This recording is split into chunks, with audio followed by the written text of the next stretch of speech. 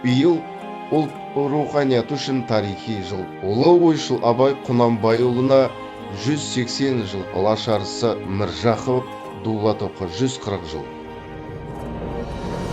Олар қазақ руханиятының шамшырақтары. Абай халықтың ар ожданы, Міржақып ұлттың ұраны болды. Олардың сөзі бүгінде бізге жол сілтейді.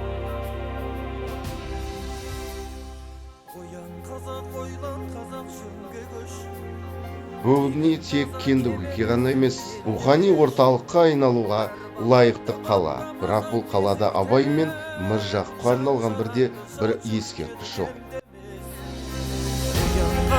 Пайда бар ма жатып, ояндағы ойлан деген Міржақып.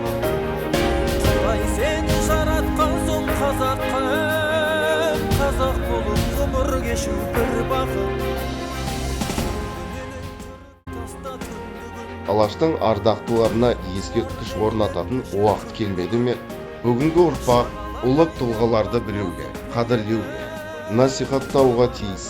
Біз оларға ескерткіш орнатуға тиіспіз.